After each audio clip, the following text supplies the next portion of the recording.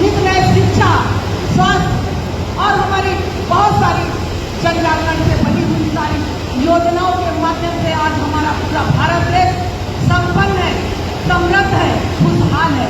क्योंकि जब हमारा परिवार छोटा होता है तब तो बच्चे को अच्छी शिक्षा, अच्छी नौकरी, अच्छा स्वास्थ्य और अच्छा खान पान सब कुछ करा सकते हैं। परिवार बड़ा होने पर उसमें बढ़ जाता है कि जितनी कमाई में सबके अंदर, सबके पास अच्छी शिक्षा पहुंचे, अच्छा स्वास्थ्य पहुंचे, अच्छी हमारे शौक की सभी चीजें पहुंचे। इसीलिए हमारी सरकार प्रतिवर्ष ये जनसंख्या पखवाड़ा मनाती है। आप पहले की अवश्य तरह से आज हमारा जिला भी पूरी तरीके से जनसंख्या से नियंत्रित हो चुका है। ये हमारी बहनों की, हमारी एनएम बहनों की, हमारी आशा बहनों की, हमारे पूरे चिकित्सा परिवार की मेहनत का फल है। हम सब लोग स्वास्थ्य के, गर्भ निरोधक के बहुत सारे साधन जानते हैं।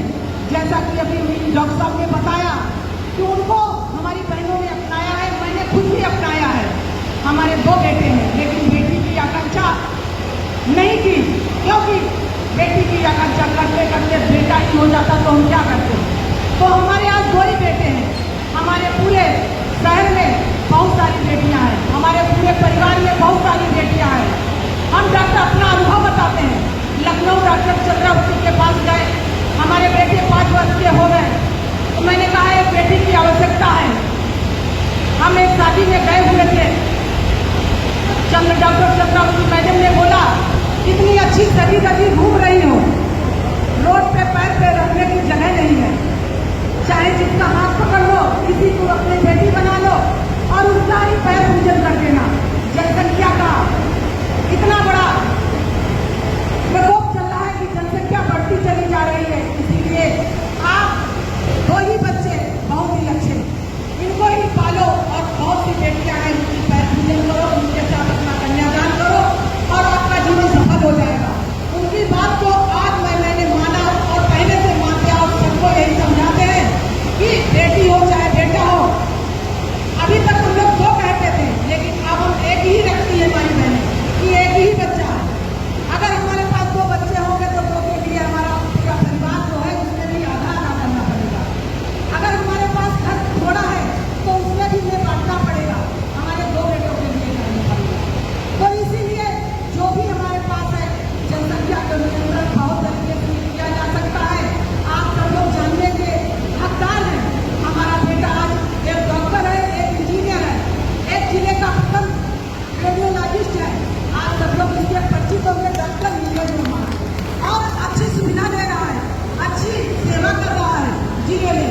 और दूसरा बेटा मेरा इंजीनियर है, अभी तक पुणे में जॉब कर रहा था, अब आके हमारे साथ जिला पंचायत की सेवा कर रहा है, माँ के साथ अपनी सेवा दे रहा है। और हम सभी बहनों को यही बताना चाहेंगे, हर माँ को यही समझाओ कि गर्भ निरोधक सभी साधन अपनाएं। अगर परिवार पूरा समझ लिया है तो अपनी ऐसी जिम्मेदारी निभाएं जो हमारे लिए पूरी तरीके से बिल्कुल क्या कहा जाए, उनको कन्फर्म होना चाहिए कि अब हमारे बच्चे नहीं होंगे। ऑपरेशन कर ले, चाहे नसबंदी करा ले, चाहे प्रॉपर्टी लगवा ले, जिससे उनको संतुष्टि मिले वो काम करें। और बहुत तरीके से एक बात मैं आपसे कहना चाहूंगी, हमारे जिले में, हमारे देश में जो मुस्लिम समाज है वो जनसंख्या पर नियंत्रण नहीं करता है। उसके दिमाग में, दिल में हर तरीके से भरना है मुस्लिम समाज को। वो कहते हैं जनसंख्या वो कभी नसबंदी नहीं कराएंगे। जनसंख्या चाहे जितनी ज्यादा हो जाए, चाहे उनके 10 बच्चे हो जाए, चाहे 15 हो जाए, वो कभी भी नसबंदी की तरफ नहीं जाएंगे। आप उनके दिमाग में यही भरना है कि कम से कम जनसंख्या रखें और कम से कम जनसंख्या में अपना परिवार चलाएं, अपने परिवार को सुदृढ़ करें और अपनी जीवन शैली को अच्छे से बनाएं, ताकि उनके सभी बच्चे स्वस्थ हो, समृद्ध हो और कोई नौकरी करे, शिक्षा करे, सभी काम वो कर सकते हैं। उनके अधिक से अधिक बच्चे किसी न किसी दुकान पे काम कर रहे होते हैं, क्योंकि उनके बच्चे होते हैं तुरंत से पढ़ाई ना करा के वो किसी न किसी दुकान पे बैठा देते हैं, कोई ना कोई काम सीख रहा होता है। आज हम सब बहनें जानती हैं कि वो बच्चे कई साइकिल बना रहे हैं, तो कोई मोटरसाइकिल बना रहा है, कोई दुकान पे बैठा है, इलेक्ट्रॉनिक की दुकान पे बैठा है, तो कोई